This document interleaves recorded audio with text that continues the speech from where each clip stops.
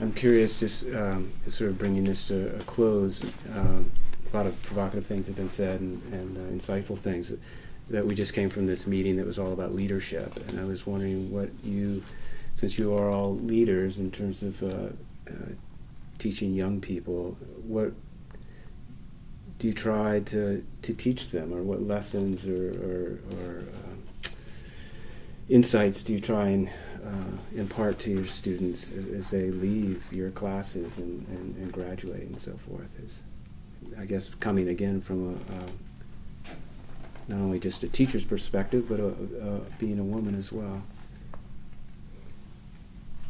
For me, it's honesty. I think I've taught in LA Unified in some really difficult environments, and I think the hardest thing is to make a community in a classroom. And the thing I found is that the moment that you are honest and they trust that you're going to respect them and that you're somehow really sharing from who you are and the experiences that you have, you become a community and they're with you. I mean, sure, you're going to have pushback and you're still going to have struggles.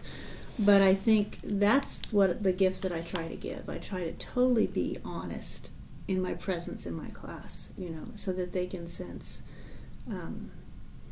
that I'm human, and that I'm also struggling like them to continue to become, to try to figure out what I should be doing, how I can be most valuable. So I think it's honesty for me. Mm-hmm. I think for my female students, and this is about gender ostensibly, one of the things that I try, this is a very specific thing, mm-hmm. Is I try to encourage within my female students a certain kind of confidence in which they release themselves from the self-deprecation that seems to completely color everything that they say. So that almost without exception, when I have a female student who asks a question in the class, she'll begin the question by saying, I know this is a stupid question, but... Mm-hmm. And it's only ever the women who ever do that. And I try to get them, if I can get them by the end of the class to stop doing that, I feel like that's huge. Yeah. But the other much larger things, and this has not to do with just female students, but students in general, is I try to impart to them by the end of the class a sense of passion and curiosity. That if I can get them to leave the class feeling like it's their job to ask about everything that they see, why is it like that? Or why is that? Then that's a huge success.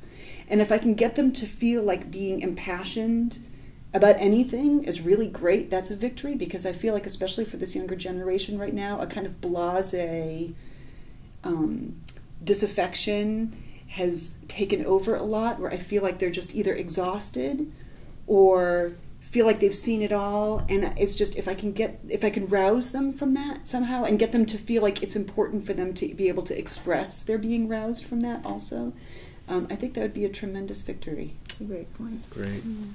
I am on the same page with you about passion. I feel as if art can't be made without passion, or even felt conviction without passion. So there's no way of really even experiencing having an artistic experience without passion.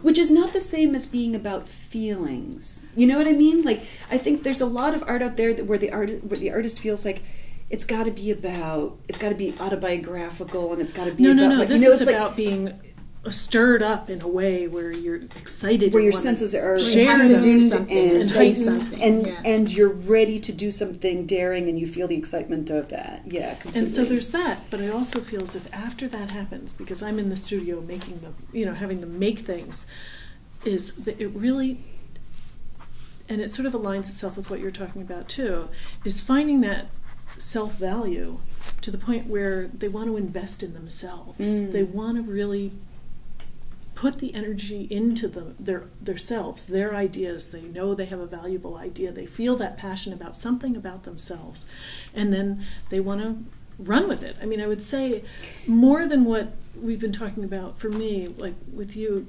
Renee, talking about being afraid to self-publicize. Right. I feel almost as if I want to stir the pot to where their passion overflows onto the people around them, and that is what they. That's the publicity. That's the publicity. Can I is make that one- passion that sort of spreads, like, Mhm. and that has something to do. I think that you need to have that in order to feel like you truly want to invest in yourself. Mm-hmm. Can I make one comment in addition to this, just which takes it in a slightly different direction? But this is one of the reasons why I feel like in-classroom teaching is really important. And online teaching is important in lots of areas, but can never be supplanted by in-the-room teaching. Because I feel like one of the jobs of a pedagogue is to perform that passion, is to sort of, there's a theater involved in which you kind of physically convey the necessity and the conviction of the ideas. They that need you're to see talking your about. eyes tear up a little bit. They need to see you Or, have like, trouble finding your word. It's the same You know. reason why theater has a different effect than movies do. They just always will, because there's something about having that person in the room living out that language that's really important. And I feel like as a woman, I experience that kind of theater in a very different way. I have an awareness of my body that's different. I have an awareness of, I've been trained in certain ways of kind of reacting to people and seeing what they're thinking and kind of reacting to how they're responding to what I'm saying. And I feel like that's one of the things that I most enjoy about being a woman and a teacher. Me too. And why I like being in the classroom Me too. so much. Should I do the beginning overview? You can probably they just dub it? Yeah. You could probably just say the. Yeah, you could just say the right, Renee just say the Kredell, right name. And you can just. We'll replace Splice Yeah. that. Okay.